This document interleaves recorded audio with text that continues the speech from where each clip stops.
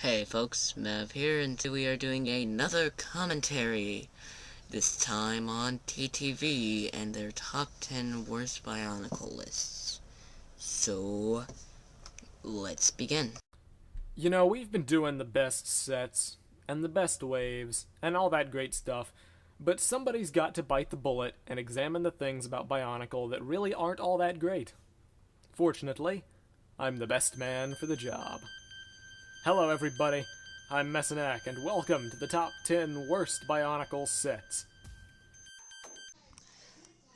Now, I know it's usual to juxtaposition that the one who is actually doing the top 10 is one at fault, but in this case it's not, because, well, TTV is a group like, say, Pop or the B Team, and the fact is, well, it wasn't just Meso. It was stated in the video LJ, who helped make this list, and a few other members who are unnamed. So I'm just gonna name a few off the top of my head to blame.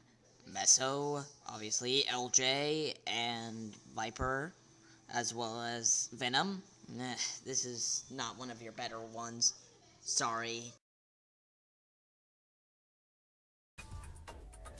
Coming up next at number 8 is Toahuki Mari.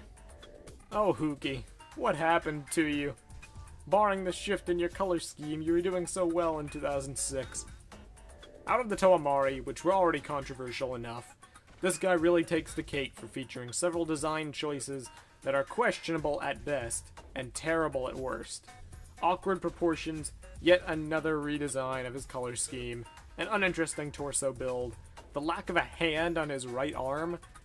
Actually, speaking of which, basically the entire right arm, because those obnoxious shoulder blades limit his posability quite a lot, especially in tandem with his strangely wide mask design. I'm thinking LEGO probably should have gone back to the drawing board with this one. See what he said there? Well, that's about to bite him in the ass soon. The number 7 pick has been a source of much controversy between LJ and I for quite a long time, but in the end, the Bohrok Va had to end up here sooner or later, to my great dismay. They're a pretty bizarre wave of sets just in concept alone. Miniature creatures that vaguely resemble Bohrok, that waddle around, have no personality, and exist only to bring Bohrok their Krana. As far as the sets go, they're not the best things in the world.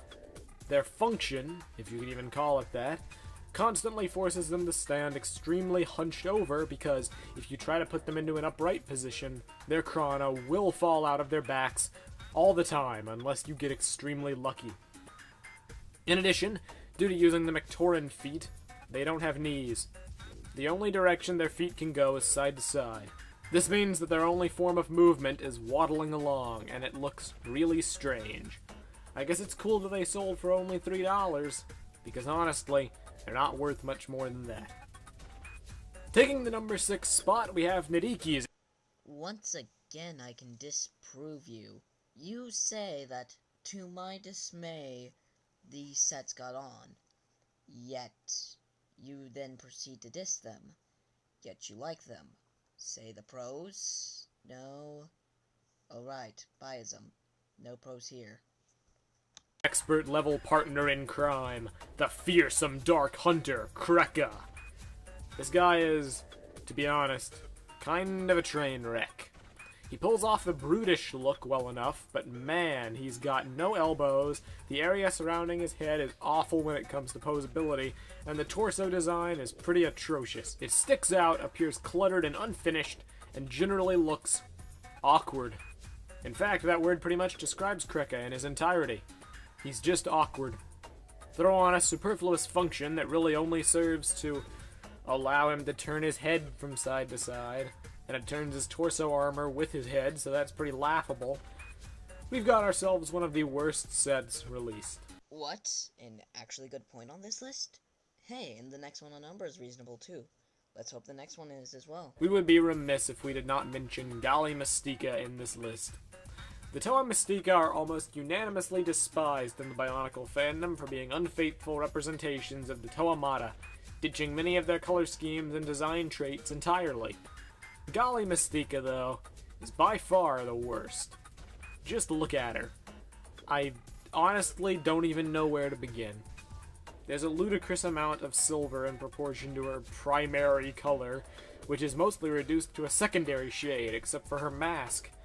And oh man, what a mask it is. Often derided as one of the worst Bionicle G1 masks, the Cow Cow of 2008 just looks terrible, and has earned the nickname Waffle Eye from the community over the years. Similarly to Onua, the only offensive weapon Golly receives is a Ninra Ghost Blaster. Unlike Onua, however, who has a massive shoulder-mounted shield and an incredibly large new piece to accentuate his launcher, all Golly gets is a tiny scope. Yeah, Golly Mystica is an atrocity.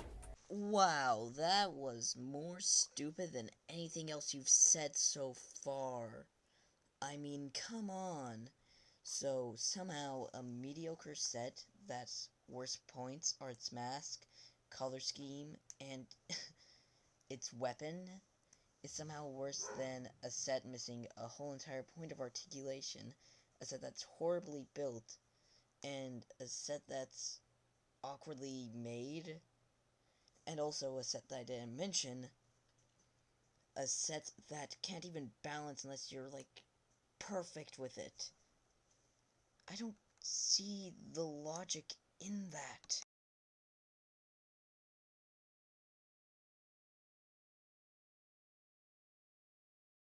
This is the only real thing that actually made me angry. Like, most of them just made me slightly annoyed, but number one is just gonna be me nerd raging. I'm just warning you right now.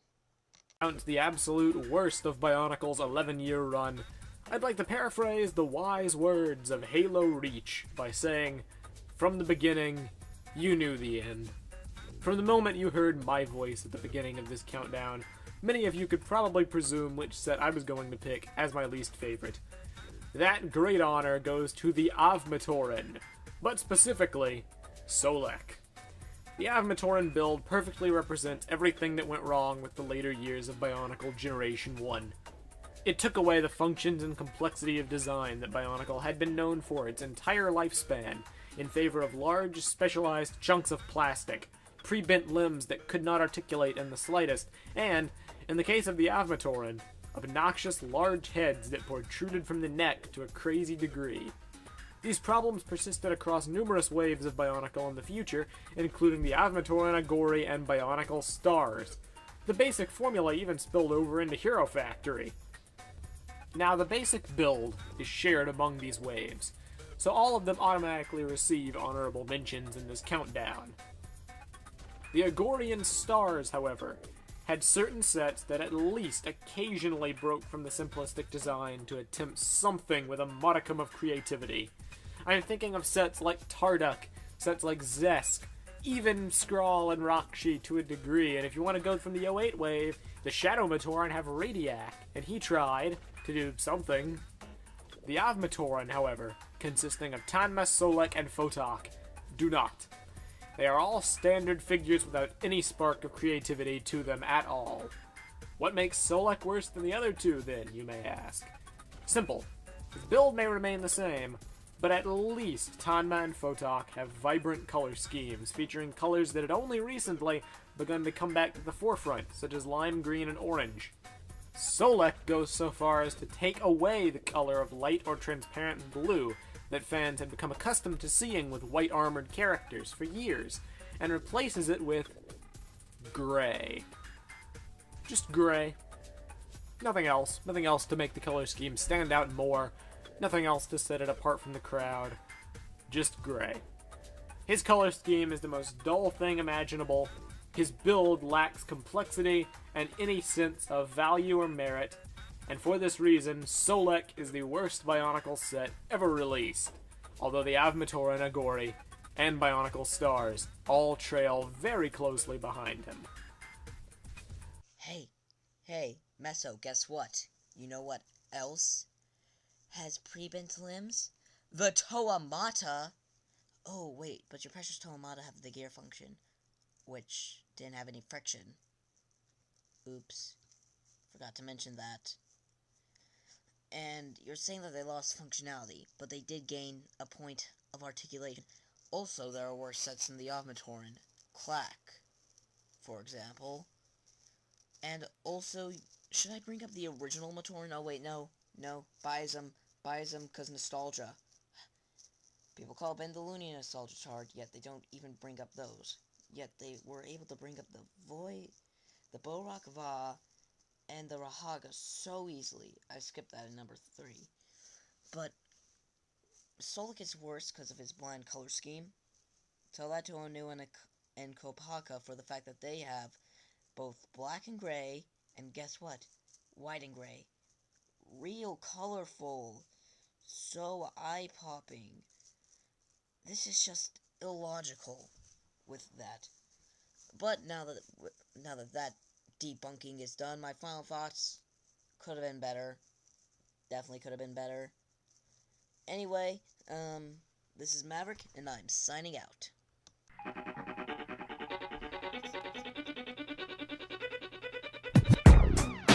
Oh.